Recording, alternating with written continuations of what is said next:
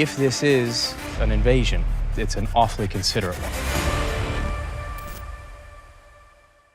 In the beginning episodes of the series, we are introduced to Milo Rodericks, an ex-astrophysicist. He sends out a communication from the remains of a city devastated by an apocalypse, claiming that he is the last existing human. The storyline then moves back in time to 2016, a time marred by conflict, disease, and poverty. Young Milo, a New Yorker bound to a wheelchair, harbors dreams of a scientific career. Meanwhile, in Missouri, a farmer named Ricky Stormgren carries on with his regular life. Without warning, a colossal spaceship appears, hovering motionless before silently dropping in a field, marking the onset of unexplained occurrences. Soon enough, global cellular connectivity ceases, and enormous extraterrestrial craft are seen in the skies of numerous major cities, causing people to gaze, horrified, anticipating the worst, yet all human aircraft land safely. Then, people start seeing their deceased loved ones, being used as communication mediums by Corellon, the Earth's overseer. The alien intelligence, appearing in human form, claims to have come to eradicate war, hunger, and inequality. It will herald the arrival of the golden age of man. And to bring about a utopian era. The newcomers, called the Overlords, are not here to conquer Earth, but to help humans create an ideal world. Naturally, this astounding revelation is met with skepticism. Would you trust the extraterrestrials? Would you resist or submit to their advanced minds? Please share your views in the comments. The news reports of sudden peace all around the globe reach Ricky and his wife Ellie. The Missourian townsfolk are apprehensive about the alien arrival, but Ricky, a local leader, pacifies the crowd and advises slow and steady observation of the extraordinary happenings. Evening arrives, and all electric gadgets in Ricky and Ellie's home go haywire. Soon, their house starts shaking violently, and the frightened pair with their dog take shelter in the basement. An eerie green light filters through the home fissures, and a mysterious force begins to disintegrate the house until Ricky steps out to see the alien drone. Ricky consents to accompany the extraterrestrials, although he implores them not to bother his loved ones. Once inside the unfamiliar spacecraft, he is amazed to find himself inside an opulent hotel suite reminiscent of his past honeymoon with his deceased wife, Annabelle. Mourning Annabelle's demise due to cancer, Ricky finds it difficult to move on and is even involved in a new relationship. The voice of Corellon suddenly resonates within the room, suggesting Ricky could play the role of an emissary between the overlords and mankind.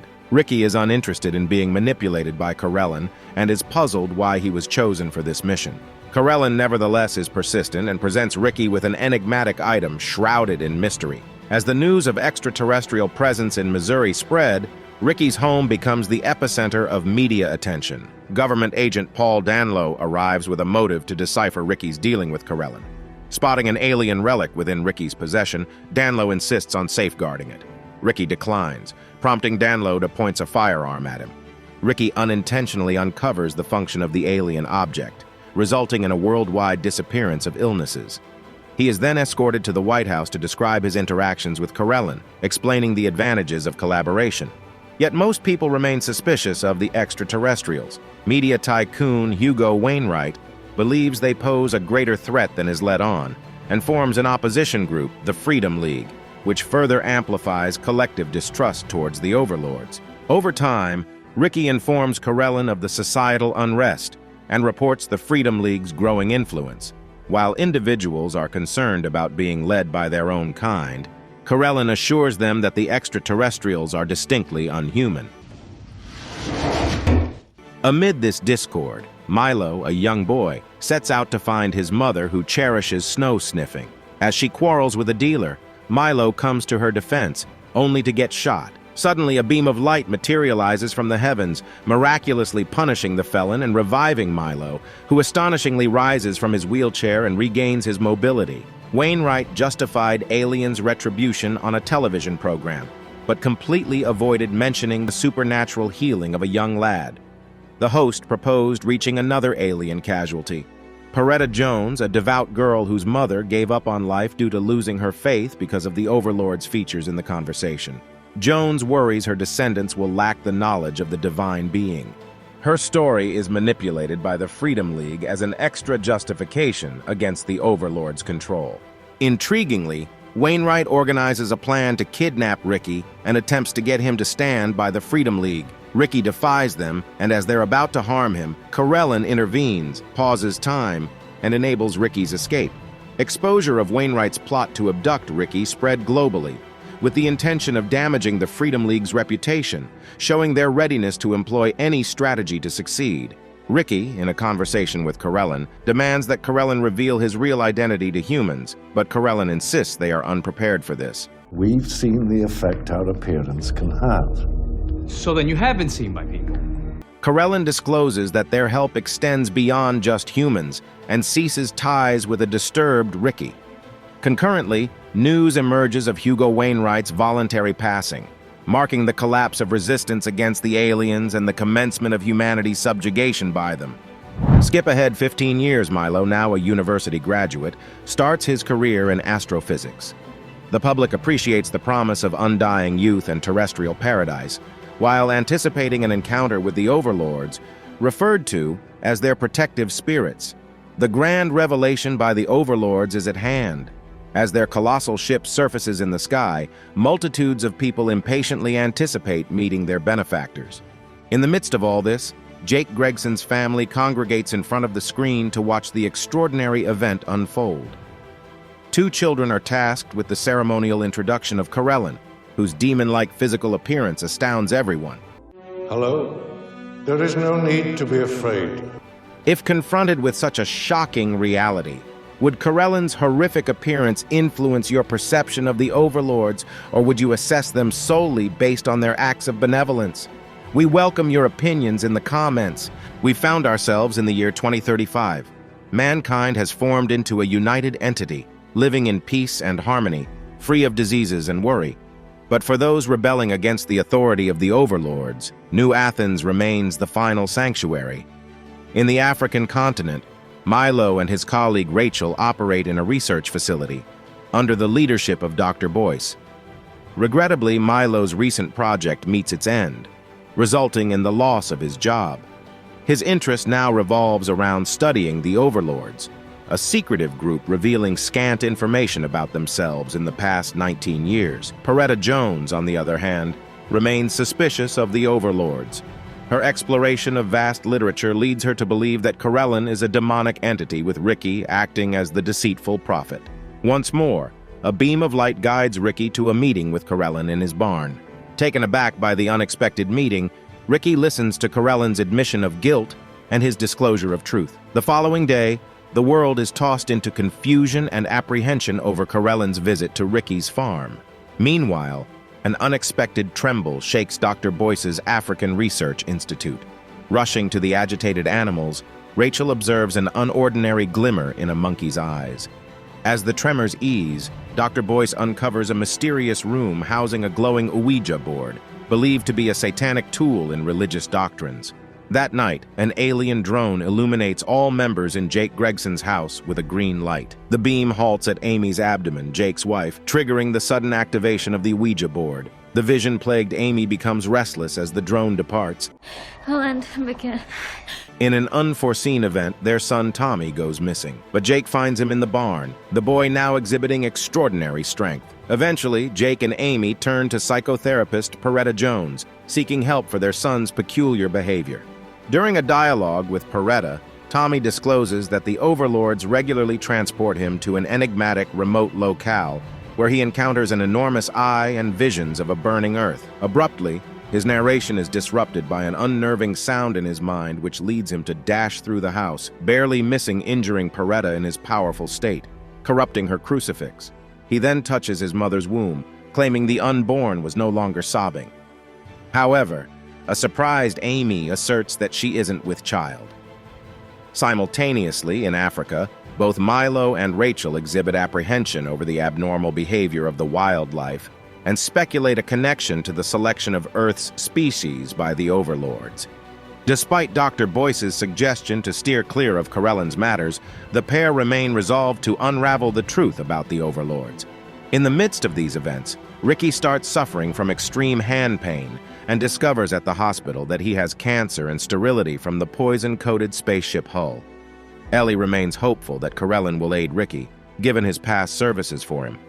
Fast forward 4 months, and Jake and Amy are hit with the news that they are expecting a daughter. The couple have fun naming their future child while Jake and Tommy hang out in their garden. Unexpectedly, Tommy instructs his father to reach out to Jennifer, unknowingly echoing Amy's decision to name their daughter Jennifer. Subsequently, at Corellin's behest, Dr. Boyce proposes a job in Africa to Jake and invites the entire clan to a grand gala. Upon arrival at the enigmatic function, Jake is alerted by Milo that Dr. Boyce is not recruiting, raising Jake's suspicions. He suggests Amy depart, but not before locating Tommy. Dr. Boyce soon closes in on Amy to relay that Corellin desires an audience with her. She is then ushered into a room where she is persuaded to meddle with a Ouija board. This action results in Corellin stirring Jennifer to life inside her womb, establishing that she isn't an average human and is destined to embrace her uniqueness. It is done. Corellin prophesizes that Jennifer will guide the other children and become Earth's savior. The following day, Corellin pays another visit to Ricky, this time gifting him a gadget capable of healing him.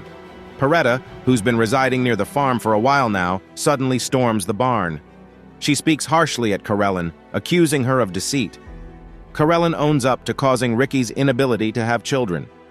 Ricky is confounded, failing to comprehend his perceived wrongdoings that led to such a penalty.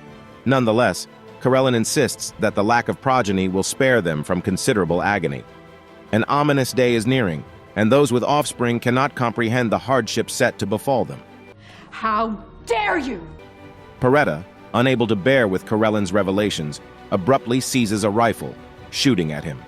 However, Ricky employs an enigmatic instrument to mend Corellin's wound. Dr. Boyce discerns that Corellin's intent to transport animals to his home planet isn't random. Similar to Noah, he is accumulating his ark in anticipation of an imminent disaster. One evening, Peretta spies her mother's phantom. Entranced, she follows it and unfortunately takes a fall from the balcony.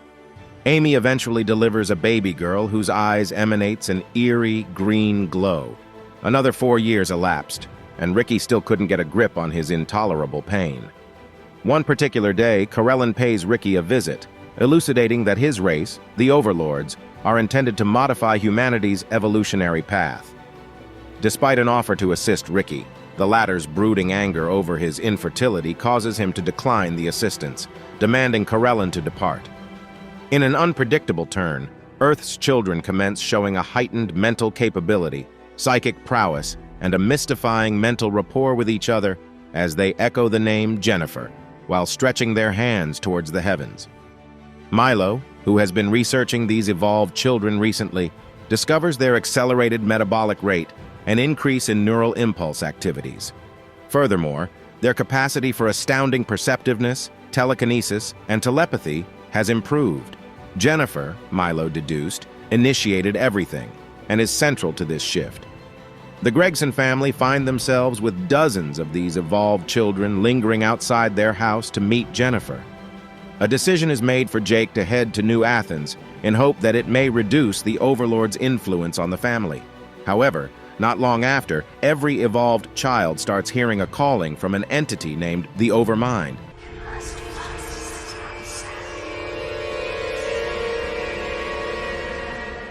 which they adhere to without contest. Once the Gregsons arrive in New Athens, they find people leading fairly normal lives. They're welcomed by the city's mayor, Jerry Holcroft, who assures them of his support. Albeit with trepidation, youngsters are primed to support Jennifer, influenced by the Overmind. During this period, Jake is approached by Milo, who shares that his own daughter is the channel for a powerful entity impacting children globally.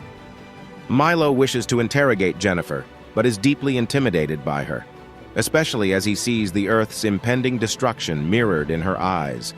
The end begins. Coming to terms with the planet's peril, Milo resolves to secretly depart for the Overlord's planet, accompanied by a selection of zoo creatures. Milo reaches out to Rachel for assistance, although she is reluctant as Milo's travel will span 80 terrestrial years. Eventually, Rachel succumbs and aids Milo, putting him into a state of suspended animation prior to his departure to the Overlord's planet. Before slumbering, Milo leaves Rachel a pendant imprinted with a hieroglyph for love.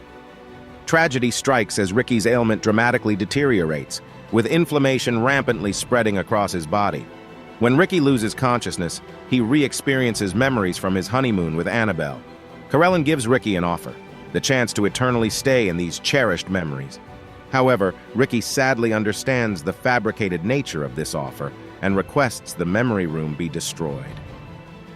Ricky tragically passes away within Ellie's comforting embrace. The Gregson family enjoy a classic comedy flick at the cinema, replicating cherished moments of yesteryears. Suddenly, the screening is disrupted. Jennifer speaks, declaring that a momentous time has arrived. Corellin's visage graces the screen, addressing the human race one final time. He announces the closure of the golden age of humanity, where children no longer belong to adults and are on the brink of rebirth, shedding their human identities to start anew. Humans will cease to procreate, and adults are free to pursue their lives as they see fit. Jennifer, levitating above the ground, sparks a mass movement, with children across the globe following suit, causing widespread parental hysteria. Jake and Amy plea for their son Tommy to stay, and in a fleeting moment, Tommy returns to the ground, if only for a temporary respite. Tommy discloses that Jennifer had allowed him a final farewell to his parents, and now he is to join the rest of the children.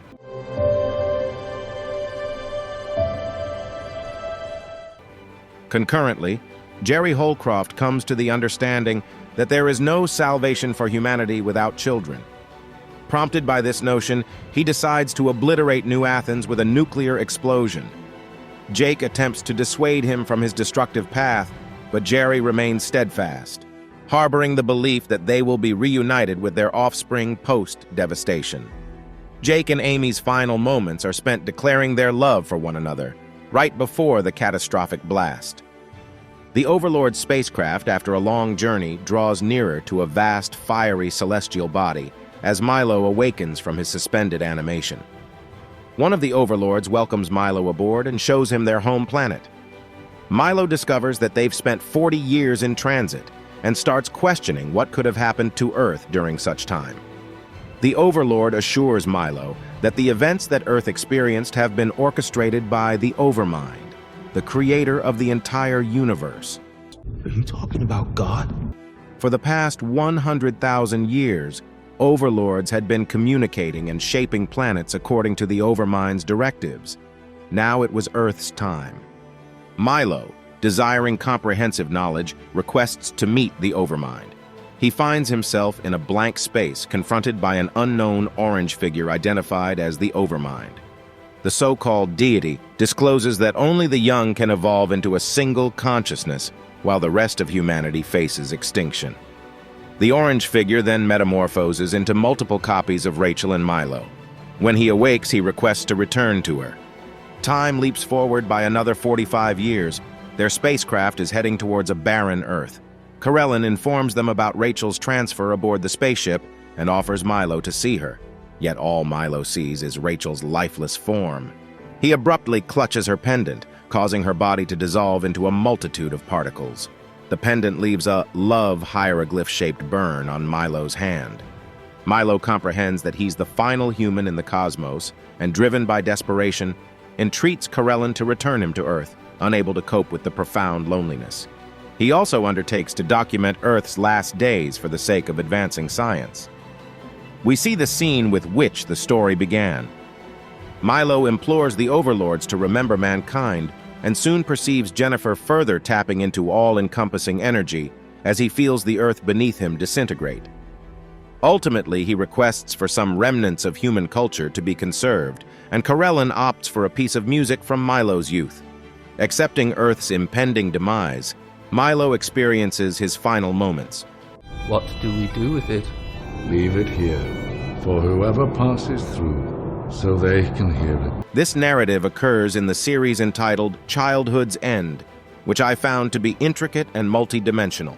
The melancholy tale of mankind's downfall deeply moved me, It's truly regrettable that mankind's heritage was erased in a flash, yet it gives rise to optimism for a superior life and fresh opportunities for offsprings. The thought of being the final human being certainly prompts interesting quandaries. My probable course of action would be akin to Milo's: retreat to my home and embrace Earth's apocalypse with honor.